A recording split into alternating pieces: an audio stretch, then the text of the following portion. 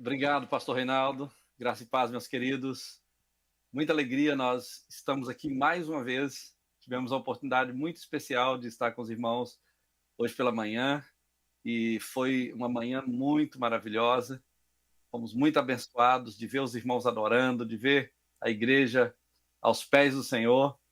E agora, mais uma vez, temos a oportunidade de fazer a mesma coisa. Eu quero, nesse momento, convidar você para abrir sua Bíblia comigo. Hoje pela manhã eu li o texto todo. Agora, nesse momento, eu não vou ler, para a gente tentar salvar um pouquinho de tempo, porque eu vou ter que ler o texto durante a pregação. Então, eu quero apenas ler um trecho desse texto, e então a gente vai começar a refletir a respeito dessa palavra. E vamos ler Oséias capítulo 11, vamos ler o versículo 8, que diz assim: Como te deixaria, ó Efraim? Como te entregaria, ó Israel? Como te faria como Adimá? Como te fazer um Zeboim? O meu coração está entremecido dentro de mim, e as minhas compaixões a uma se acendem. Apenas esse texto. E vamos refletir em todo ele. Eu quero te pedir que mantenha a sua Bíblia aberta, mesmo sabendo que os nossos irmãos vão projetar o texto aí na tela. Se você não está com a Bíblia, você pode usar o celular. E mesmo se você estiver com a Bíblia e quiser usar o celular, nós vamos usar algumas versões diferentes. Então fique à vontade. Mas eu quero compartilhar um pouco sobre esse texto. Quando eu estava estudando esse texto, eu pensei em várias maneiras de dar um tema para essa palavra. Mas, na verdade, o que mais mexeu comigo é o amor de Deus nesse texto. E eu, então, ficava me perguntando, que amor é esse? Que amor é esse? E aí eu falei, eu vou procurar uma música que tem esse tema. E eu achei uma música que tem esse tema. Que amor é esse? E eu pedi até o Lauro para falar com o pessoal do louvor para cantar essa música. Porque realmente esse texto fala desse amor extravagante de Deus, desse amor extraordinário de Deus, que nós, como crentes, precisamos lembrar. Às vezes nós lidamos com Deus em outros aspectos. Diariamente nós conhecemos a Deus, andamos com Deus, buscamos a Deus, o poder dele, a graça dele e outras coisas mais. Mas, como filhos, muitas vezes nós esquecemos quão amoroso é Deus. E eu quero hoje compartilhar sobre esse tema. Que amor é esse? Eu quero falar um pouco desse texto. Que amor é esse? Mas eu quero começar com uma reflexão. Quando você pensa em Deus, quando você traz à sua mente esse pensamento sobre Deus, o que vem à sua mente? Para muitos de nós, queridos, Deus é alguém severo, alguém distante, alguém que certamente é justo. Nós cremos que Deus é justo, mas muitas vezes nós olhamos para Deus pensando que ele é alguém frio, alguém que está distante de nós. Para outras pessoas, talvez os mais intelectuais, as pessoas mais inclinadas para a racionalidade, ele é apenas uma ideia vaga, uma energia, talvez um conceito, quem sabe uma força, alguma coisa que possa ser medido, testado, mas não necessariamente um Deus pessoal. Outras pessoas olham para Deus como um juiz. E a gente sabe que muitos de nós não quer chegar diante de um juiz, a menos que nós temos alguma coisa contra alguém, mas não queremos estar diante de um juiz se alguém tem alguma acusação contra nós. Então, por causa disso, pensar em Deus como um juiz muitas vezes se torna algo estranho no nosso coração e nós queremos distância dessa relação com Deus como um juiz, e por isso parece que pensar em Deus como um juiz nos traz a ideia de que Deus é um Deus distante, um Deus frio, um Deus implacável que não se importa conosco. Mas então, pensando nisso, nós abrimos a nossa Bíblia no livro de Oséias, no capítulo 11, e aí nós encontramos algo totalmente diferente. Você lê esse texto e você não encontra um trono e um Deus assentado nesse trono. Você parece encontrar uma mesa. Você não encontra um juiz impassível, mas na verdade você encontra uma voz, e uma voz de um pai. Você encontra um pai com o coração partido. E no versículo 1 você vai ler, quando ele diz assim: Quando Israel era menino, eu o amei. Parece um pai dizendo. Quando Israel era um menino, uma criança, eu o amei. Essa não é uma frase doutrinária. Deus não está aqui fazendo uma doutrina. Na verdade, é uma lembrança. Deus está resgatando uma memória. Deus está recordando os primeiros passos de um filho. É isso que ele está fazendo. O tempo em que o seu povo, o povo de Israel, confiava nele. O tempo que esse povo dependia dele. O tempo que esse povo se relacionava com Deus por amor. Como uma criança se relaciona com o pai. Porque o início da nossa caminhada com Deus é comparada ao início da vida. É como se nós fôssemos crianças que seguram nas mãos do pai e depende exclusivamente do pai para tudo, para comer, para andar, para proteger, para abrigar. Então, essa é a imagem que Deus passa nesse texto. Mas por qualquer razão, alguma coisa acontece, algo se quebra. Israel cresce e se afasta de Deus, se distancia dele. O versículo 2 vai dizer: quanto mais eu os chamava, ou quanto mais eu os chamava, mais eles se iam de mim. Essa é a declaração de Deus, é a declaração de um pai ferido.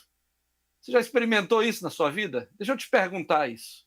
Você já passou por situações parecidas com essa? Você investe em alguém, você ama alguém, você orienta, protege, ajuda o máximo que pode essa pessoa, e um dia ela vira as costas e vai embora. E tudo que você ofereceu, tudo que você doou para aquela pessoa em termos de tempo, de vida, de conhecimento, de recursos, parece ter sido rejeitado por aquela pessoa, parece não ter tido valor algum. E é exatamente isso que Deus está sentindo aqui nessa história. É exatamente isso que Deus está sentindo e retratando, mostrando para nós, para que nós possamos conhecer Deus numa perspectiva diferente, como pai. É exatamente isso. Mas o mais impressionante, queridos, olhando para essa história, não é o que Israel fez, não é como o povo se comporta, não é o que o povo faz com Deus, mas é, na verdade, o que Deus faz em resposta a essa atitude de Israel. Na verdade, a resposta de Deus é mais impactante do que a ação de Israel. Isso mexe mais com a nossa vida, com o nosso coração. Porque quando você olha para uma história como essa, você espera Deus ficar com raiva, você espera punição, você espera Deus rompendo a relação com o seu povo, muitas vezes. Mas Deus não reage como nós. Deus não levanta a sua voz. Deus não vira o rosto. O que Deus faz nesse texto, o que Deus mostra e como ele se apresenta nesse texto, é um Deus sofredor. Ele sofre essa dor, ele sofre essa rejeição, ele sofre essa separação, ele sofre esse distanciamento de Israel. Oséias 11, queridos, é uma das passagens mais íntimas e mais, eu poderia dizer, mais surpreendentes de toda a Bíblia nesse quesito. É onde nós vemos não apenas o que Deus pensa, nós vemos como ele se sente, nós vemos o coração dele, nós vemos como Deus sente profundamente quando ele se relaciona conosco. É por isso que a Bíblia diz que Deus é sofredor. Ele não é corintiano, ele não é cruzeirense, ele não é atleticano, mas ainda assim ele é sofredor. Ele é sofredor por causa do relacionamento que ele tem com o homem, ele ama. Eu falo isso em relação aos meus filhos. Eu amo os meus filhos. Eu sou grato demais a Deus pelos filhos que ele me deu. E realmente a minha vida não seria a mesma se eu não tivesse filhos. Os filhos realmente ensinam muito para nós. Mas se eu soubesse o quanto mexe com o coração da gente ter filho, o quanto é bom amar um filho, mas o quanto é doído imaginar alguma coisa ruim com os filhos da gente, eu acho que se a gente soubesse isso antes de ser pai, a gente jamais seria pai. Porque é uma coisa gostosa que dói. Dói, só de você imaginar. Eu lembro quando o Mateus caía, a primeira vez que o Mateus caiu e bateu a cabeça no chão, Eu liguei para meu pai chorando, eu já era pastor em Viçosa. Falei, pai, mas ele bateu a cabeça e eu não estava lá para defender, para ajudar, essas coisas assim. Então, ser pai é isso aí. Você sofre. E é isso que eu vejo Deus. Deus sofrendo. Nós vemos, queridos, como Deus sente.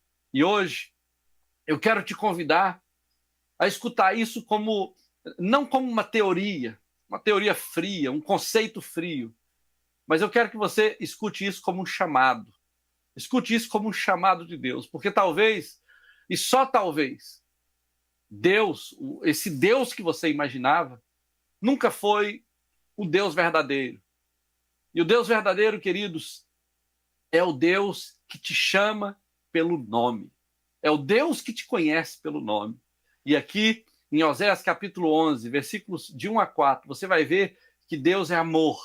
Mas Deus é amor, e esse amor de Deus, ele chega primeiro. Ele chega antes de tudo. Ele chega num momento que você não espera, não imagina que merece. Ele chega de uma forma surpreendente, extraordinária e muda a sua história. E o texto vai dizer o seguinte: quando Israel era menino, eu o amei, e do Egito chamei o meu filho. Do Egito chamei o meu filho. Nós podemos parar aqui um pouquinho. Note, queridos, que o que Deus está fazendo, na verdade aqui, ele não começa como um juiz, ele começa contando uma história. Ele começa resgatando o passado na nação. E ele está dizendo o seguinte: olha, eu me lembro do início. Eu me lembro de como tudo começou. Eu me lembro lá daquele momento quando você era pequeno. E ele vai dizer o seguinte: olha, eu te amei primeiro. Essa é a declaração mais profunda de Deus nesse texto. Porque, na verdade, ela demonstra que toda aquela ideia de mérito que nós temos, eu mereço, eu sou, eu tenho, eu posso, toda essa ideia de mérito, ela é desmontada, ela é desmoronada. Israel não foi escolhido porque era forte. Ele não foi escolhido porque era obediente. Na verdade, como diz em Deuteronômio capítulo 7, Deus escolheu Israel exatamente pelo contrário, porque ele era pequeno, porque ele era frágil, porque ele era dependente, porque ele não era ninguém. Ninguém dava valor para ele. E Deus então foi lá e escolheu. E é isso que a Bíblia diz. Deus escolhe as coisas que não são para confundir as que são. Deus escolhe as coisas fracas para confundir as fortes. Ele escolhe as coisas tolas para confundir as sábias. É assim que é, não tem nada a ver com mérito. Deus fala: olha, quando você era pequeno, eu te amei. Quando você era insignificante, eu estava lá. Queridos, Deus está dizendo: quando você não era nada, eu já te amava. Quando você era só uma criança, quando você era só um menino, eu estava lá e eu fui o seu pai. E esse, queridos, é o padrão da graça de Deus. Você não começa com desempenho. Você não começa o relacionamento com Deus baseado nas suas qualificações, no seu currículo, baseado no seu potencial, baseado na sua força, na sua inteligência, na sua beleza. Você não começa com Deus dessa maneira. Na verdade, você começa com um amor imerecido. Você chega quebrado, rebentado, desvalorizado. O mundo e o pecado destruiu a sua identidade, destruiu a sua dignidade, o seu valor. Você chega todo arrebentado. E Deus então te abraça e te dá uma graça que você não merece. Te dá um amor que você não espera. Te envolve de uma forma que você acha que não é digno de receber. E aí, o que Israel fez com esse amor? O que Israel fez com essa bondade de Deus? O versículo 2 vai dizer assim: quanto mais eu os amava, mais eles se afastavam de mim. E isso, queridos, é devastador. É devastador. Deus chama, Deus insiste, Deus conduz e o povo se afasta. Deus quer o povo perto, mas o povo quer estar longe. Eu imagino essa cena como se um pai estivesse chamando um filho para dentro de casa, porque a tempestade está vindo, vai devastar tudo. E o que o filho faz é correr para a direção oposta. O filho corre para o outro lado e Deus está dizendo: Olha, eu gritei, eu cuidei, eu chamei e vocês foram embora. O que Israel buscava, queridos? Fugindo de Deus. O que alguém pode buscar fugindo de Deus? O que nós vamos encontrar longe de Deus? O que Israel buscava? O versículo 2, a parte B, vai dizer o seguinte: eles ofereciam sacrifícios aos Baalins, queimavam incenso às imagens esculpidas. E aqui está o ponto central, um dos pontos centrais que eu posso considerar nesse texto. Eles não pararam de adorar, eles não pararam de buscar, eles apenas mudaram o objeto da adoração deles. Eles continuavam religiosos, mas agora eles não buscavam o Deus vivo. Eles queriam proteção, e eles buscavam proteção, eles buscavam fertilidade, eles queriam estabilidade, eles buscavam segurança, eles queriam tudo isso. Mas, em vez de confiar em Deus, eles começaram a confiar em deuses que prometiam resultados rápidos.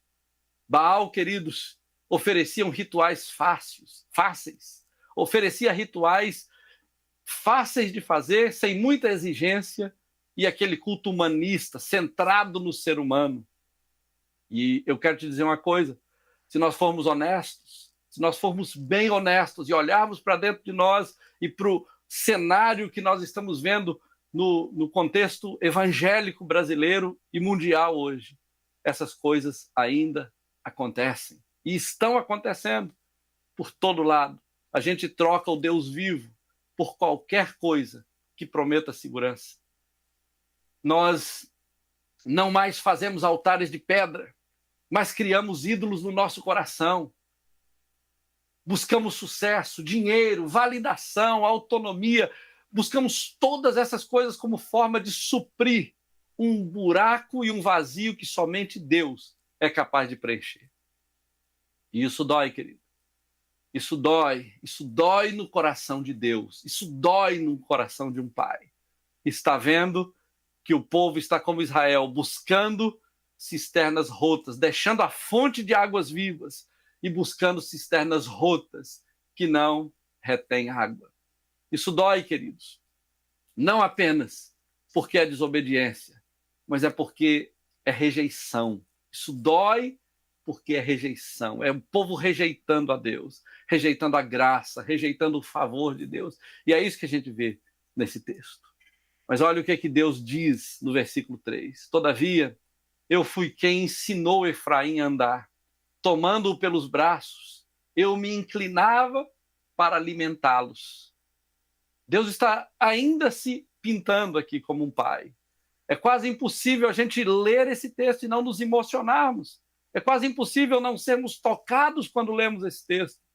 Deus se lembra aqui, queridos, de quando ele ensinou Israel a andar, quando ele os carregava no braço, quando ele se inclinava como um pai se abaixa, o Deus Todo-Poderoso, se inclinando ao nível de uma criança para dar comida na boca, para alimentar essa criança. E aqui você vê um contraste.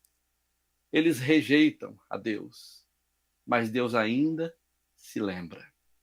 Eles rejeitam essa bondade de Deus e Deus ainda se lembra. Eu me lembro de você pequeno, quando eu me abaixava para te alimentar. Essa é a graça de Deus. Mas aí, queridos, o texto diz: eles nem perceberam que era eu quem os curava. Quantas vezes isso acontece? Quantas vezes isso se repete conosco? A gente atribui as coisas boas que nos acontecem à sorte, à nossa habilidade, às circunstâncias. Mas no final das contas era Deus. Sempre foi Deus. Sempre foi Ele. A mão que sustentava, o cuidado silencioso, aquela proteção que chegou quando a gente nem sequer pediu. Estava lá, era Ele. Era Ele. Era Ele cuidando. Deixa eu te perguntar uma coisa. Você já parou para pensar? A razão pela qual você ainda está de pé não é porque você foi esperto, não é porque você é forte ou porque você é merecedor, mas é porque alguém te ensinou a andar, alguém te ensinou a caminhar até onde você está, te levou até onde você chegou. Já parou para pensar isso? porque alguém te carregou, mesmo quando você nem sequer percebia, ele estava com você nos braços. Alguém te levou até onde você está. E essa é a história de Oséias, capítulo 11. É a história de um amor que começou primeiro, um amor que insistiu, um amor que seguiu amando sem encontrar qualquer reconhecimento. Ele seguiu amando, ele seguiu insistindo em amar. E agora, a pergunta que ecoa nos nossos corações, nas nossas mentes é: e o que vamos fazer com esse amor? O que vamos fazer com esse amor? E aí vem a segunda parte desse texto. E eu te digo uma coisa, queridos: onde a rejeição é persistente, onde a rejeição continua acontecendo, as consequências são inevitáveis. Não tem jeito. As consequências vêm. E Oséias capítulo 11, versículos 5 a 7, você vai ver Deus declarando: não voltarão para a terra do Egito, mas o assírio será o seu rei, porque se recusaram a voltar para mim. O tom de Deus muda nessa história. Você vai lendo o texto, um pai triste, ferido, sofrendo com a situação, e agora o tom muda. Deus, aquele Deus que estava lembrando com ternura, agora ele fala com tristeza. Agora ele fala com o coração partido.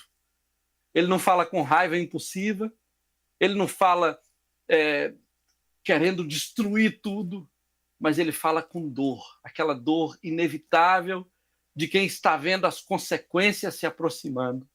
E o povo não percebe isso. O povo rejeitou a mão que os alimentava. Eles ouviram a voz, eles seguiram na direção contrária e agora as consequências estão chegando. Eles preferiram seus próprios planos. Eles seguiram seus próprios deuses, suas próprias estratégias. E agora, queridos, a colheita está chegando. É isso que acontece quando a rebeldia insiste.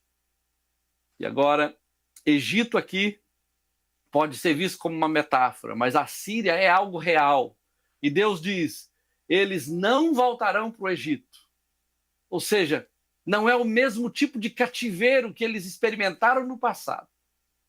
Agora será um cativeiro diferente. O resultado pode ser semelhante, ou pode ser até mesmo pior do que aquela experiência do Egito, porque a Síria será o seu rei. Quando Deus fala isso, queridos, que a Síria será o seu rei, falando para Israel, na verdade, a Síria naquele tempo era o império mais brutal que existia. Era um poder que não perdoava.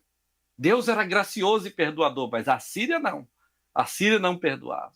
Eles entravam para destruir, eles deportavam, e eles faziam algo terrível com as nações que eles conquistavam. Eles tinham uma política de assimilação. Eles pegavam os povos que eles conquistavam e levavam para outras regiões, misturavam com outras culturas, por meio de casamento, por meio de atividades sociais e políticas. E às vezes eles criavam algumas formas de torturas horripilantes, de arrancar a pele da pessoa viva, de expor o crânio da pessoa e coisas piores do que essa, para imprimir o poder e o terror sobre aquelas pessoas, de forma que elas nunca mais conseguiam voltar à origem que eles tinham antes. Nunca mais eles seriam o povo que eles um dia haviam sido. E era isso que Deus estava dizendo: a Síria será o seu rei. É isso que Deus fala em Jeremias: esse povo a mim me deixou, a fonte de águas vivas, e cavou para si cisternas rotas, que não retém água. É duro ouvir isso, querido. É duro. E aqui está um ponto central nesse texto. Quando você insiste em não ouvir a voz de Deus, você acaba governado por outras vozes. E essas vozes, na maioria das vezes, elas cobram muito mais do que elas prometem. Elas realmente são duras e pesadas. E o texto no versículo 5 vai dizer: porque se recusaram a voltar para mim. E é uma linha-chave, é uma declaração-chave nesse texto. Não foi por ignorância, foi por uma rejeição consciente. Eles sabiam o que eles estavam fazendo. Deus chamou, eles ouviram, mas eles não quiseram voltar. E agora, o que antes era um relacionamento se transformou numa resistência. O que era uma aliança virou um auto-engano. Eles passaram a estar realmente enganados de propósito, porque eles quiseram viver dessa maneira. E Deus vai dizer: a espada cairá sobre as vossas cidades e os devorará por causa dos seus próprios caprichos. O problema, isso aí está no versículo 6, o problema aqui não foi a falta de opção, foi a confiança nos próprios planos. Eles deixaram de confiar em Deus e confiaram nos próprios planos. Eles buscaram soluções políticas, eles buscaram alianças com as nações, aquelas nações estrangeiras à volta deles. Eles buscaram um tipo de religiosidade superficial. Eles perderam Deus de vista. E tudo isso foi eu poderia chamar de uma autossuficiência disfarçada de fé. Parecia fé, parecia religião, parecia que eles eram crentes, mas na verdade era só uma autossuficiência. Eles estavam cheios de si, cheios de orgulho, cheios de carne, e eles não consideraram Deus. E no fim, queridos, essas soluções que eles buscaram, essas soluções fáceis, acabaram se tornando em prisão. Então, vem uma das frases mais trágicas desse texto, no versículo 7. O meu povo é inclinado a rebelar-se contra mim.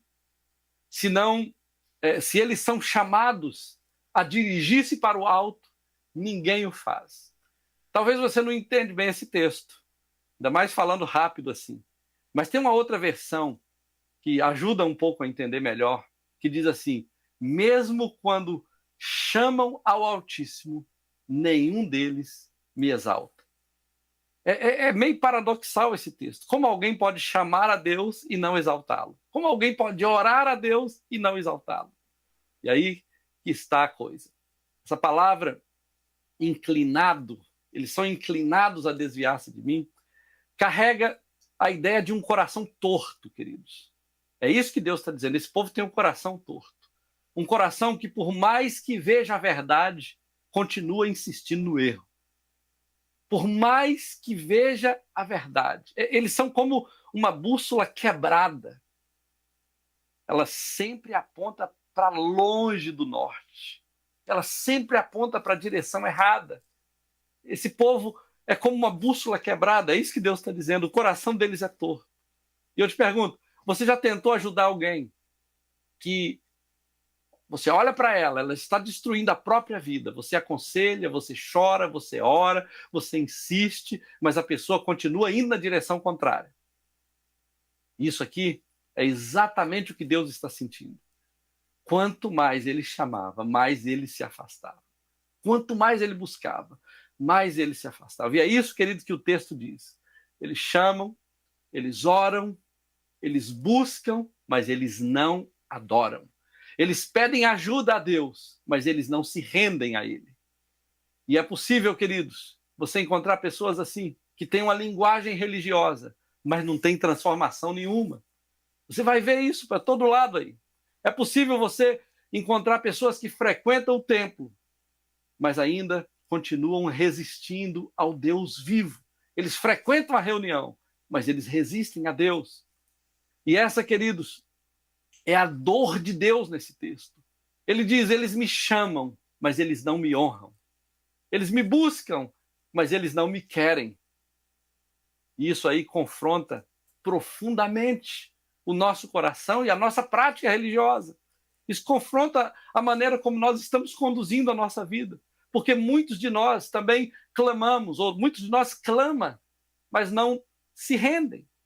A gente clama, mas não se rende. Queremos que Deus resolva tudo para nós. Queremos que Ele seja aquele que soluciona os nossos problemas, mas não queremos que Ele reine no nosso coração. Queremos que Ele solucione a nossa vida, mas não deixamos que Ele reine no nosso coração.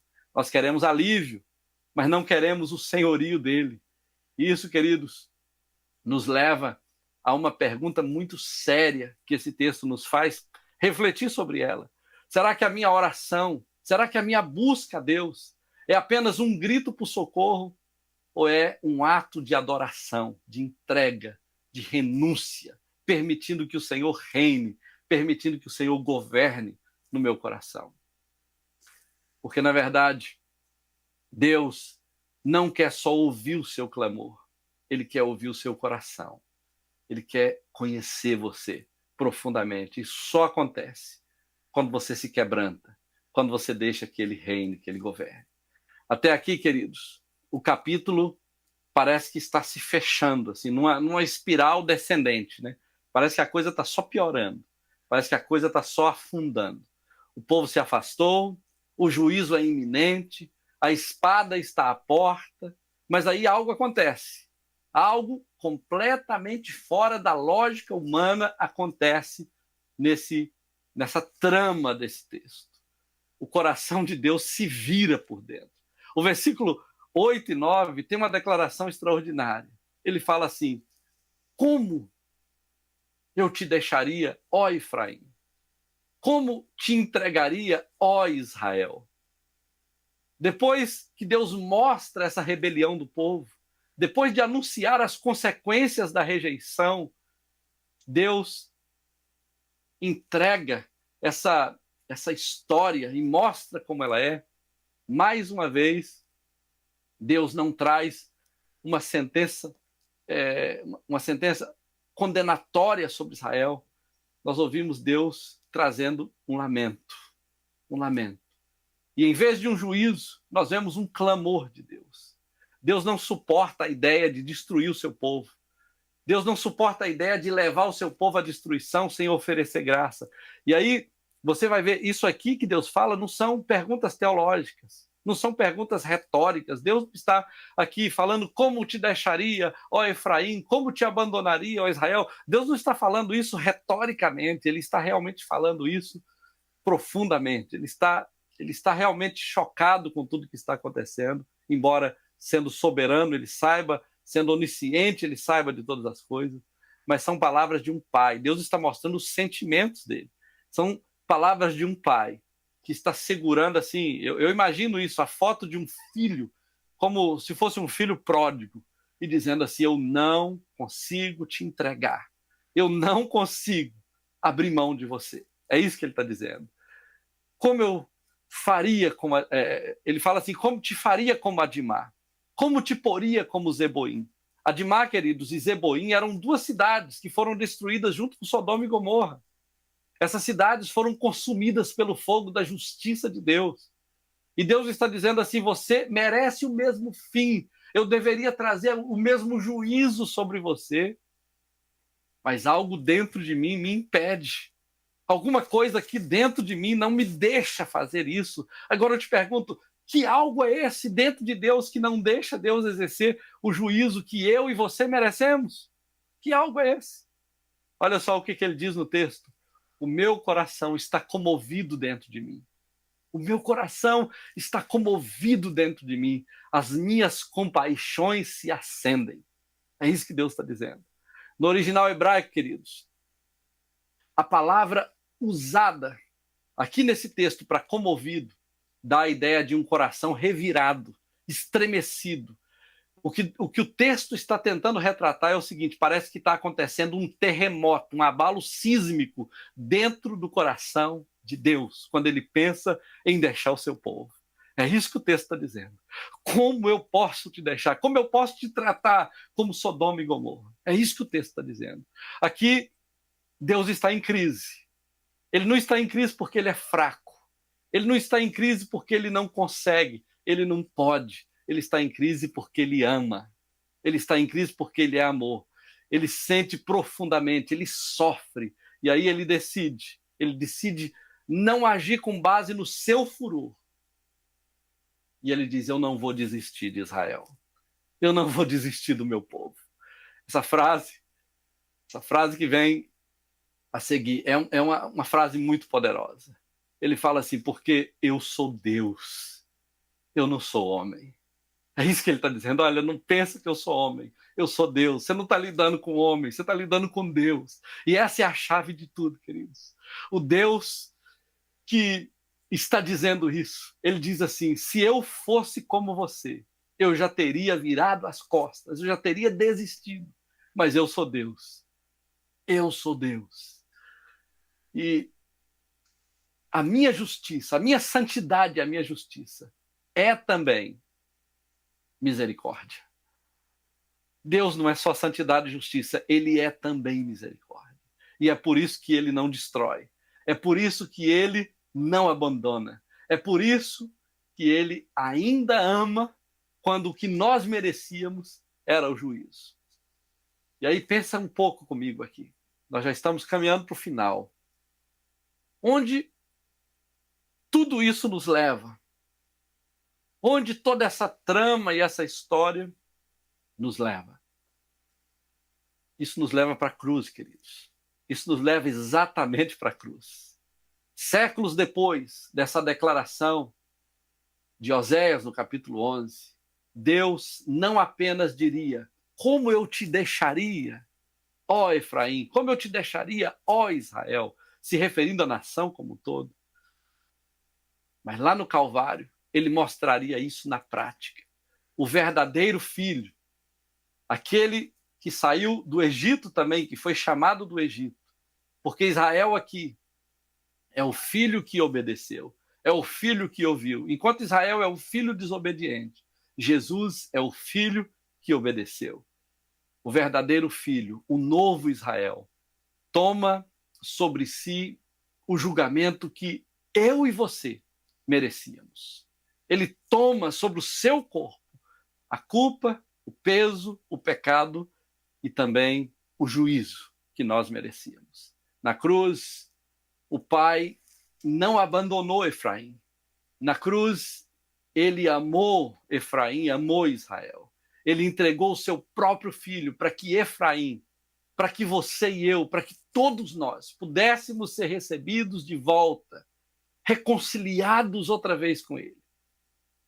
O amor de Oséias aqui no capítulo 11, declarado por Oséias, só faz sentido, queridos, quando nós olhamos para Jesus.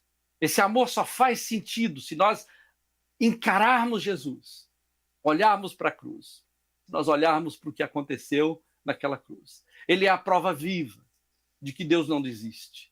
Ele é a resposta definitiva para essa pergunta do versículo 8. Como te deixaria, ó Efraim? Como te deixaria? Ele é essa resposta que você e eu precisamos. Na verdade, Deus está dizendo: eu não te deixaria nunca. Eu não te deixaria jamais. Talvez você esteja longe, talvez você saiba que fugiu de Deus, mesmo sendo crente. Talvez você esteja vivendo com o coração endurecido, cansado, desanimado, frio. Mas hoje, você ouve de novo Deus falar com você. Você ouve outra vez a voz do Pai. Eu te amei quando você era pequeno. Eu te entreguei, eu te carreguei nos braços quando você ainda era um bebê, quando você ainda era uma criança, no começo da sua vida.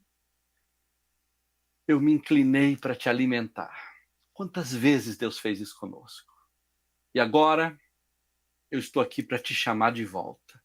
Eu te chamo outra vez. Ele não está te esperando, queridos, com um castigo, com a vara na mão, pronto para te condenar e para te destruir. Ele está te esperando com compaixão. E agora, no versículo 10, o texto vai nos dizer algo extraordinário, surpreendente, que é assim: andarão após o Senhor, ele rugirá como um leão, e quando rugir, os filhos virão tremendo, os filhos virão tremendo, desde o ocidente. Isso é fascinante, queridos, isso é uma virada extraordinária. Até aqui, Deus é retratado como um pai, como, vamos dizer, um cuidador, um amante traído. Mas agora, ele é um leão, ele ruge, ele desperta o temor das nações, ele chama com poder, como um leão rugindo.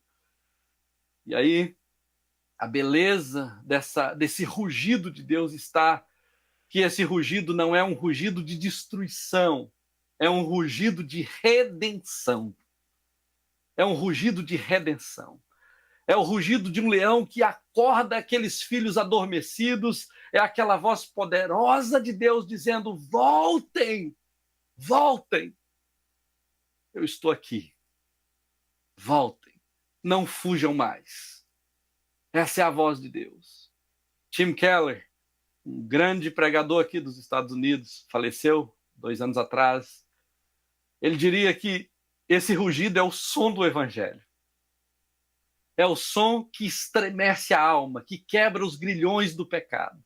Não é um rugido de terror, é um rugido que salva. Esse é o rugido de Deus. É como se Deus dissesse, mesmo depois da sua rebeldia, mesmo depois de tudo que você fez, eu ainda estou te chamando de volta. E quando eu chamo, é isso que Deus diz. Você vai ouvir. Você vai sentir. E mais do que isso, você vai voltar. Porque você sabe que é Ele que está chamando. Você vai voltar àquela intimidade, àquela comunhão. E o versículo 11 vai concluir de uma forma bela, de uma forma maravilhosa, dizendo: virão voando do Egito, como aves lá do Egito, e como pombas da terra da Síria. E eu os farei habitar em casas, diz o Senhor. É uma profecia que ainda não se cumpriu completamente, em termos escatológicos. A história começa com um povo que corre para longe, mas termina com um povo sendo trazido de volta aos braços do Pai. Eles começam fugindo, mas terminam voltando. E isso, irmãos, isso, meus queridos, é o Evangelho. É isso que é o Evangelho. É a história de todos nós. Todos nós nos afastamos, todos nós fomos rebeldes, todos nós ouvimos o chamado e todos nós dissemos não no início.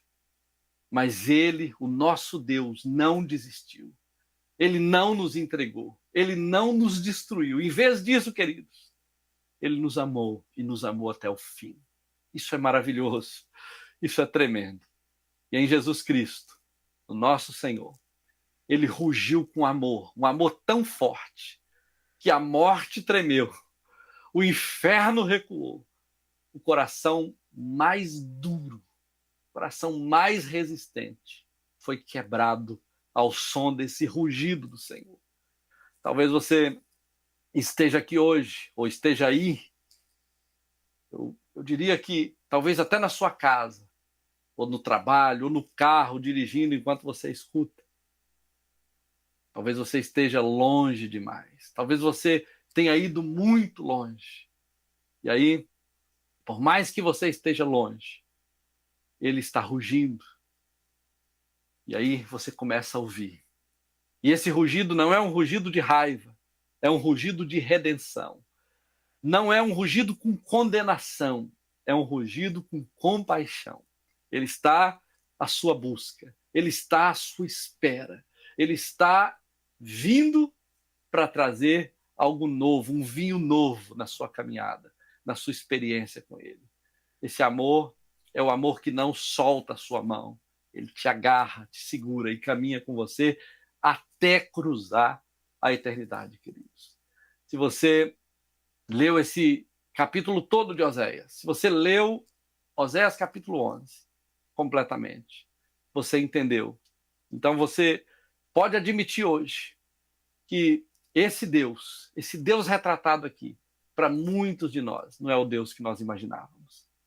Para a maioria de nós, queridos, talvez nós pensávamos em um Deus distante, em um Deus que não se importa conosco, mas o que nós lemos aqui é completamente diferente disso. É um pai, Deus é um pai que se lembra dos nossos primeiros passos, que sente saudade, que se recusa a desistir. É um pai que, mesmo depois de nós termos rejeitados, ainda diz que nos ama e que tem graça para oferecer, porque o coração dele está comovido com misericórdias. As misericórdias deles estão acesas, prontas para serem derramadas. E ele diz: eu sou Deus, e é por isso que eu não vou te deixar. Então, quando nós olhamos para Jesus, nós entendemos que isso custou muito para ele. Isso custou a vida dele. E a única maneira, querido, de Deus ser perfeitamente justo e perfeitamente misericordioso sobre as nossas vidas foi assumir ele mesmo o custo dessa reconciliação. E lá na cruz, ele respondeu essa pergunta que ele faz no verso 8, quando ele diz: como te deixarei? Como te deixarei, ó Israel? Como eu te deixarei, ó Efraim? Ele diz: olha, eu não vou te deixar. E ele não nos deixou. Ele não nos deixou. Então agora vem essa pergunta no nosso coração. O que eu vou fazer com todo esse amor? O que eu vou fazer? Você está ouvindo essa voz do Pai? Você tem ouvido essa voz? Você está lembrando que não foi você, mas foi Ele que te ensinou a andar? Foi Ele que te trouxe até onde você está? Você lembra como Ele te alimentou, como Ele cuidou de você, e depois de tudo que você viveu? A única coisa que você pode fazer é voltar e falar: Deus, eu quero voltar ao início de tudo. Eu quero voltar a esse amor, porque esse amor é inexplicável, é imerecido, é grandioso. E aí, a única resposta que você pode dar a isso é voltar sem medo, é voltar depressa, é voltar sem orgulho, é voltar com as mãos vazias para esse Deus que está com os braços abertos, pronto para te receber, pronto para te encher de graça e de misericórdia e cumprir na sua vida o propósito que Ele tem para você. Queridos, como crentes, nós precisamos do Evangelho vivo, nós precisamos da verdade pura e cristalina do Evangelho, que é isso que nos faz ser crente, é isso que nos faz servir a Deus com alegria e com gratidão. Eu não sei se a sua vida tem estado pesada, se servir a Deus para você tem sido algo difícil, se andar na presença de Deus tem custado tanto para você. Isso tem que ser um prazer, isso tem que ser uma alegria. E só é uma alegria quando nós somos envolvidos por esse amor de Deus. Eu quero orar com você nesse momento. Eu imagino que o pessoal já está aí pronto com essa música para cantar com você, para você refletir que amor é esse. E nós vamos orar juntos e vamos pedir a Deus que realmente nos envolva com esse amor. E se você tiver a oportunidade, querido, de se achegar a Deus hoje, de vir ao altar, de se lançar na presença dele, e dizer: Deus, eu quero me entregar de novo, eu quero realmente que o Senhor reine, eu quero que o Senhor governe na minha história, na minha vida. Se é isso que você quer, que amor é esse? É isso que você vai fazer. Venha para o altar nesse momento, não importa se você é menino, se você é homem, se você é mulher, se você é velho ou novo, se você está recém-chegado ou se você é antigo. Se Deus está falando ao seu coração e você entende que você precisa voltar, seja voltar a ser crente, seja voltar de uma vida longe de Deus para a presença dele, não importa, é um tempo de reconciliação, é um tempo de renovo, de dizer: Deus, eu quero que o Senhor comece tudo de novo, eu quero experimentar tudo outra vez, eu quero estar envolvido nesses braços de amor. Se é isso que você quer, saia do seu lugar, vamos orar juntos hoje. Apesar de eu estar tão longe de você, quase 10.000 quilômetros, se eu não me engano, 9.000 quilômetros de distância, ainda assim, estamos juntos nessa conexão e vamos orar juntos. Vamos ficar de pé nesse momento, em nome de Jesus.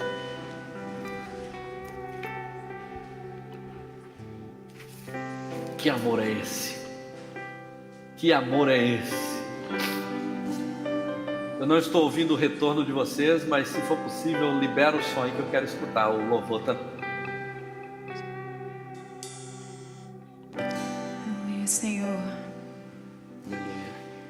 Que amor é esse, ó Deus?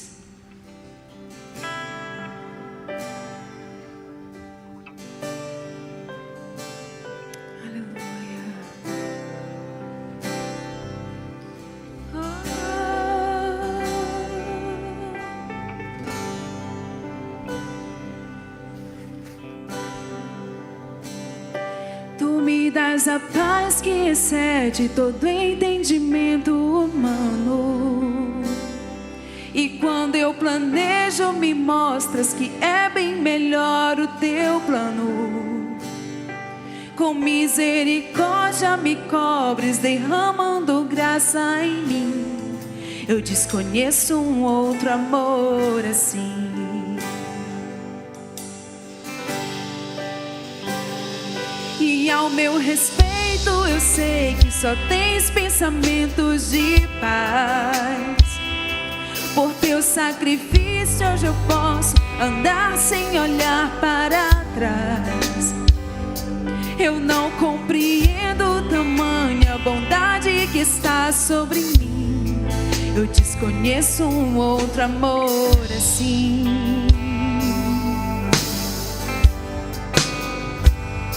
Que amor é esse? Graça incalculável. Não tem interesse, não quer nada em troca. Tua vontade é boa, perfeita, agradável para mim. Oh, para mim, Deus.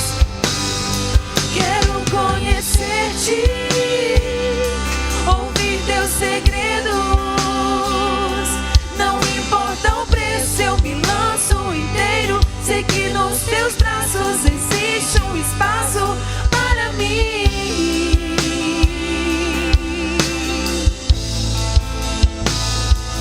Para mim,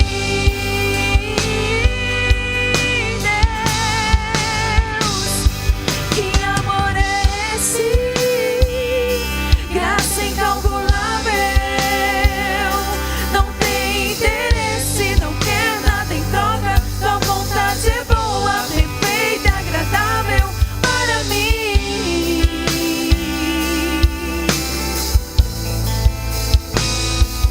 Para mim, Deus.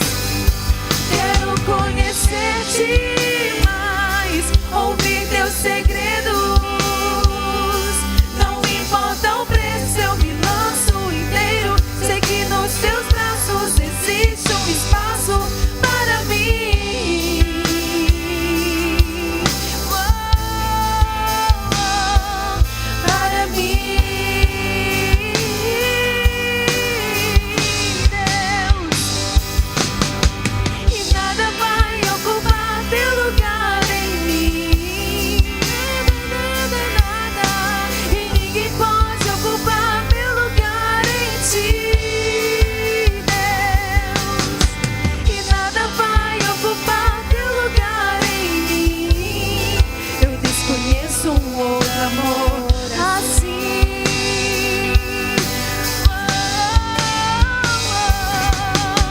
E nada vai ocupar teu lugar em mim. Nada, nada vai. E ninguém pode ocupar meu lugar em ti, Deus. E nada vai ocupar teu lugar em mim. Eu desconheço um outro amor assim.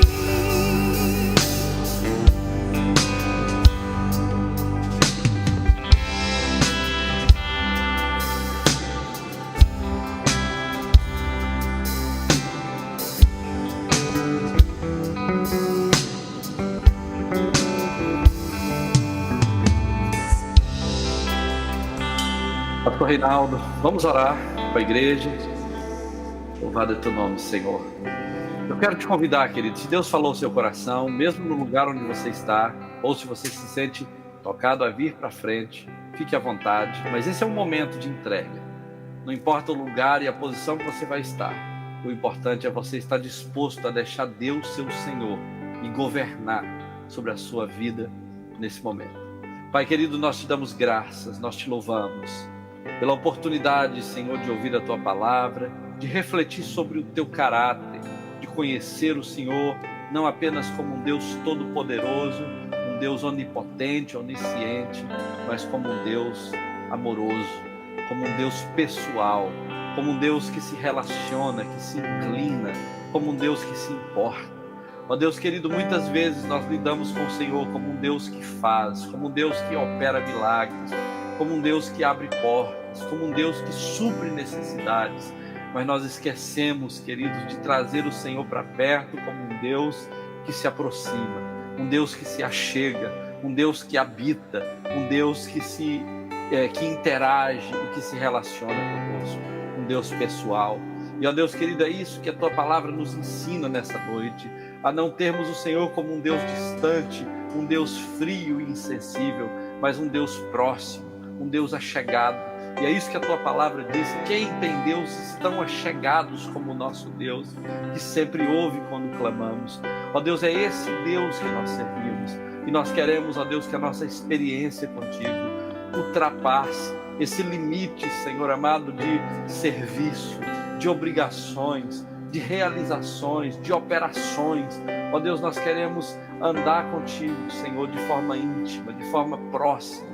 Queremos te conhecer e conhecer o teu coração, mas queremos ser conhecidos pelo Senhor, queremos mergulhar nas tuas profundezas e te conhecer de forma íntima e extraordinária, mas queremos, ó Deus, abrir o nosso coração para que o Senhor entre na casa, ceie conosco, esteja conosco, ó Deus, e tenha comunhão conosco nesse nível de intimidade, de profundidade. Eu oro, Deus querido, para que a nossa experiência contigo ultrapasse esses limites de religiosidade, de atividades, de obrigações, de compromissos religiosos, ó Deus, e caminhe para o nível, Senhor amado, de intimidade, de conhecimento, ó Deus querido, esse nível, Senhor amado, de andar contigo, Senhor, de ser conhecido pelo Senhor, como Abraão era conhecido por Ti, como o Salmo 91 vai dizer: porque a mim se apegou com amor, eu o livrarei. Ó Deus, que essa seja a experiência do nosso coração, que essa seja a realidade da nossa caminhada contigo. Ó Deus, que seja uma caminhada de amor, de intimidade, de proximidade, Senhor amado, diariamente. Eu oro nesse dia, Senhor, invocando a Tua bênção sobre essa igreja. Aqueles, ó Deus, que têm estado distantes, aqueles cuja experiência contigo tem se tornado fria, indiferente, servir a Ti tem se tornado pesado, Senhor, e difícil. Eu oro para que o Senhor restaure, eu oro para que o Senhor traga de volta. Se há pessoas assim nos ouvindo pela internet, ó Deus, que o Senhor restaure. Há tantas pessoas feridas com a igreja, há tantas pessoas, ó Deus, com raiva da igreja, e muitas vezes, ó Deus, querendo distância de ambientes religiosos assim. Eu oro para que o Senhor restaure, porque, ó Deus, é a comunhão contigo que é importante nessa dinâmica toda. E eu oro, Deus, para que o Senhor restaure, para que o Senhor traga de volta, para que o Senhor faça nascer outra vez essa chama e acenda, Senhor, no coração de cada um essa alegria de te servir e de estar na Tua casa.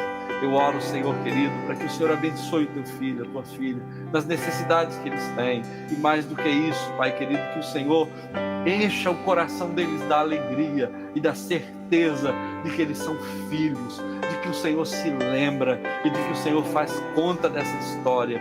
O Senhor usa essa história para manter a graça disponível e abundante sobre cada um. Nós oramos, ó Pai querido, nesse dia, no nome do Senhor Jesus, no nome de Jesus.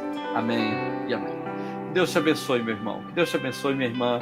Se você ainda não entregou sua vida para Jesus, não saia dessa noite, desse culto nessa noite, sem entregar a sua vida para Jesus. Se você está na internet e não entregou a sua vida para Jesus, manda uma mensagem, manda um comentário aí nessa transmissão e você vai receber o aconselhamento e a ajuda necessária para essa caminhada conosco. Deus te abençoe. Em nome de Jesus, eu devolvo a palavra ao pastor Reinaldo.